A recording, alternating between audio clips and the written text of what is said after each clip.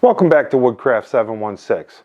I'm Mike, and on this channel we build awesome projects with inexpensive tools. If you're new here, please like and subscribe, and don't forget to hit the bell icon so you're notified of any new content we have coming out.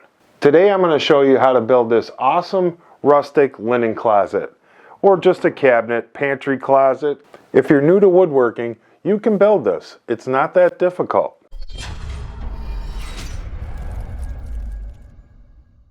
Let's get right into this. The first thing we're going to do is rip our sheet goods down. We'll get two of the sides out of one piece with some leftover that we can use for the shelves later on.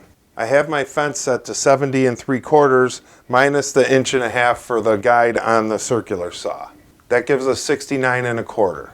What I'm going to do now is run a rabbet down the back of the sides. And to do that, I just moved my fence in from 21 to just under 20 7/8. Just under a blade thickness, and I lowered my blade to just under 1/4 of an inch because the backing we're going to use is 3/16 and I want that to sit flush. And I don't care if it's a little bit shy, I just don't want it to be proud. If you're just going to nail the backing on to the outside and not recess it, just go on to the next steps, but leave your fence set at 21 inches or make your shelves at 21 inches.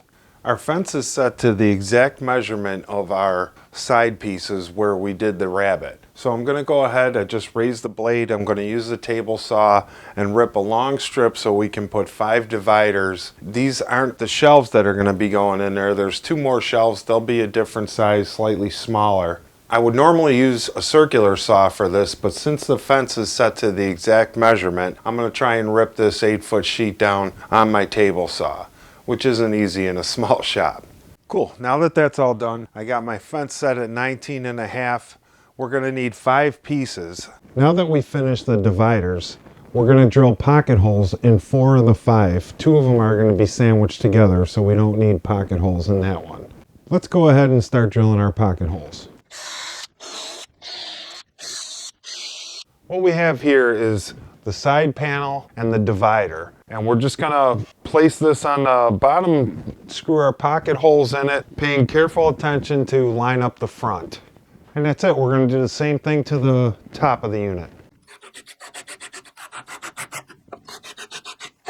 Now we're just gonna come up 11 3/4 from the bottom and put another one. That'll be the bottom of the next piece. Now we're just gonna go up 11 inches and put in our double spacer. Okay, the next thing we're going to do is lay down the other side, mark it, and then pocket screw these on so we have a case.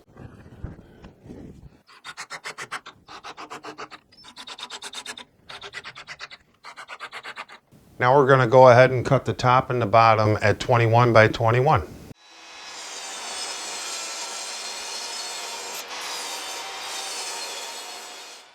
Okay, after thinking about it, I only need one piece 21 by 21, and we're just going to glue it countersink and screw it to the bottom of the cabinet. We're going to cut 2 shelves at 19 1/2 by 19 3/4.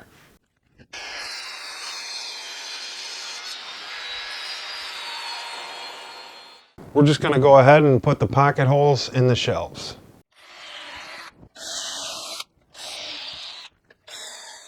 Okay, got it all clamped up. Gonna put the pocket holes in the shelves. And that's all there is to it.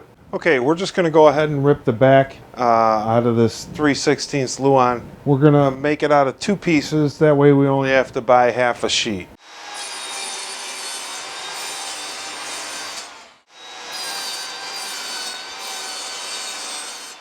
Okay, so we have it flipped over now, and we have our nice little rabbet that we made earlier. Dividers were cut just a little bit short so that they don't cover up the rabbet. We're just gonna glue, mark, and brad nail this back in. So I think what we'll do is lay this on its back, cut all of our 1.5 1 by to go around the edges, and then we'll start facing this thing off. Okay, the fence is set to 1.5 inches. And we're just going to go ahead and rip these into some strips, and we'll cut them down to size after. Now we'll just mark them and cut them on the chop saw. We're just going to start by gluing and nailing the front of the shelves.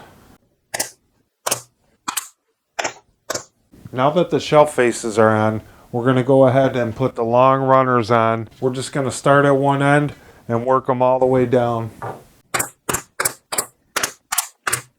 This is looking pretty good. Now we're just going to start cutting the divider faces for in between.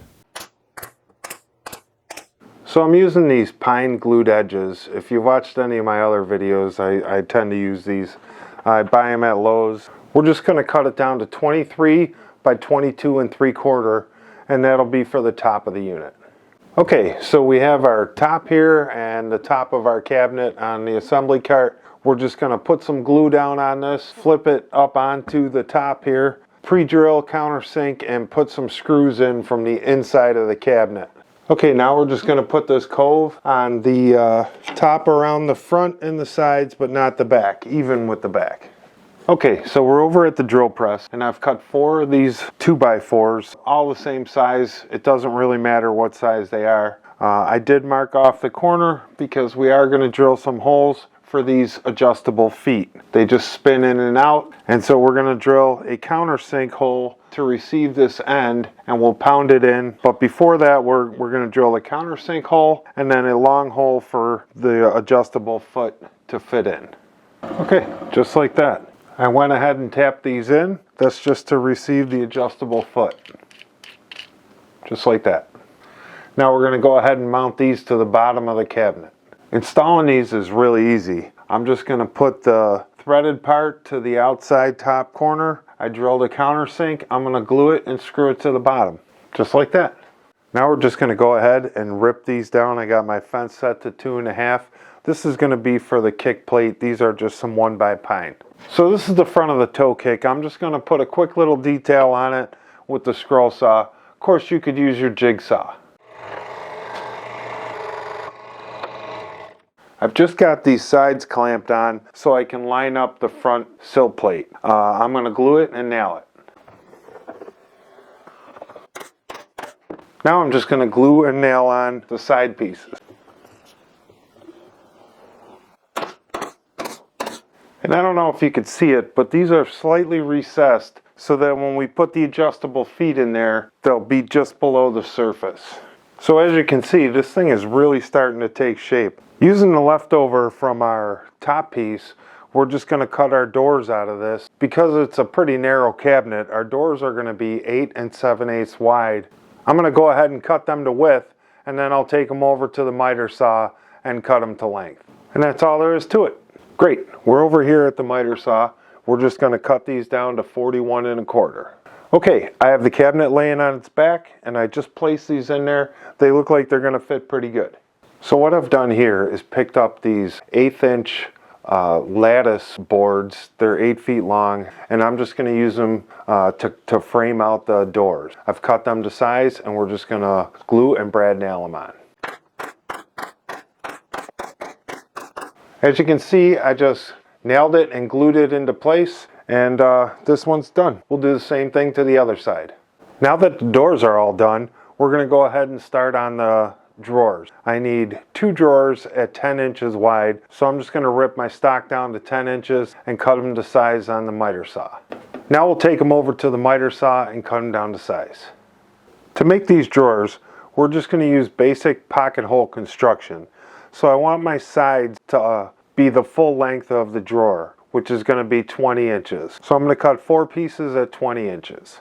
And if our opening is 18 inches, I need to take off 1 inch for the slides and 1.5 inches for the side panel. So we're looking at 15.5 inches. I need to cut 4 of them. I've gone ahead and marked off my drawer fronts and backs. We're just going to go ahead and put some pocket holes in them and assemble these.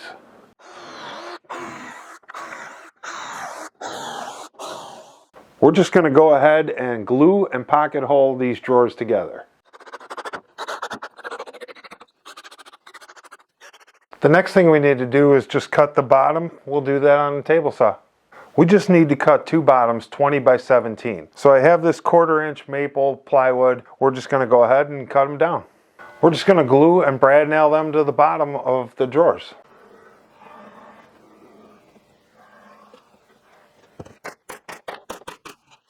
Bam, just like that. All we need to do now is make the faces for them, and put the slides on. All right, next thing we're going to do is cut the drawer faces. They're 17 7/8 by 10 7/8. That'll give us a 1/16 around it to fit right in that opening.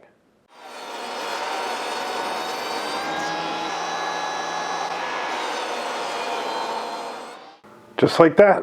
So again, I've cut my lattice. I'm just gonna glue and brad nail these into the drawer faces, just around the edges. And there we go, our 2 drawer faces.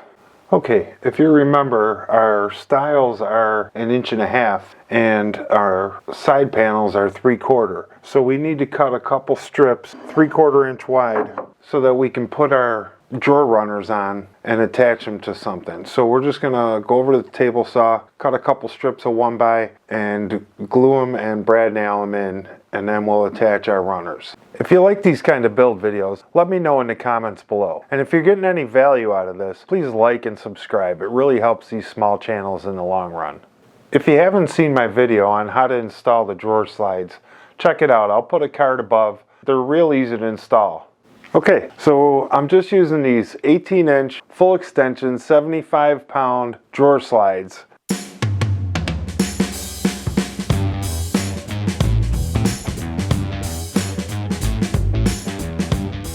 Okay, the drawers are in. Now we just need to check them.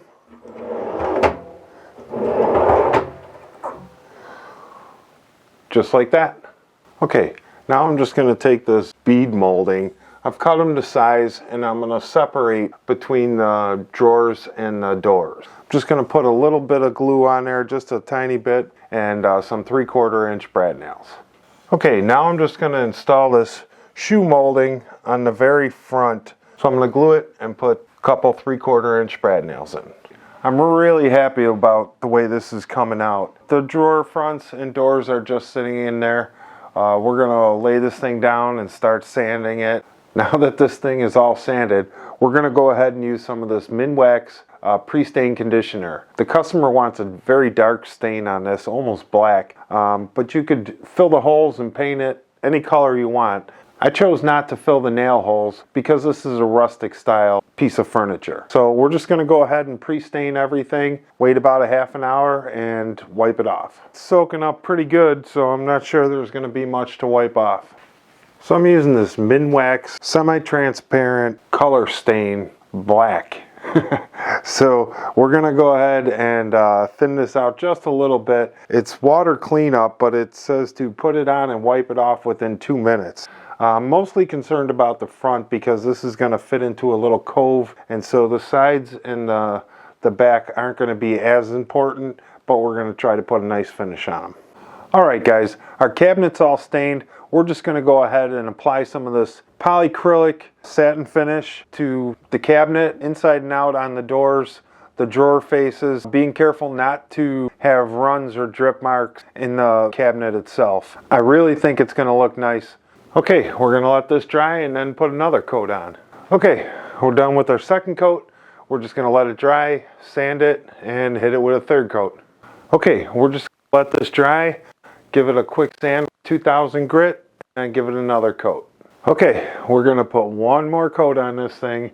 We've sanded it after the third coat. We're just going to go ahead and put one more coat on it before we put the paste wax on it and assemble it and finish this thing off. We've gone ahead and done the whole thing with the polyacrylic, but we're not going to put the Johnson's paste wax on the shelves because I think this is a linen closet and I don't want the paste wax to stain any of their linen. So we're just going to hit the outside, which is really smooth after 4 coats of polyacrylic. But we're going to go ahead and hit the outside with the Johnson's paste wax and really give it that furniture finish that we always look for. Now that the whole cabinet is stained, clear coated, and paste waxed, we're going to go ahead and install our drawer face. So I've basically put the drawer in and I put some double-sided tape on there. I've already put the hardware on the drawer and recessed the screws. I just have this little shim. It's about a 1/16 thick, and I'm just going to place it down and I'm going to put my drawer face on it. I'm going to line up side to side and then I'm just going to press it onto the double-sided tape. And this should be enough to open the drawer. Then we're just going to take the drawer off, countersink, and put some screws on the inside. So we've countersunk and screwed the face on. Now we're just going to put the drawer in. Push it all the way in. And check it. Perfect. Now we'll do the same thing to the other drawer.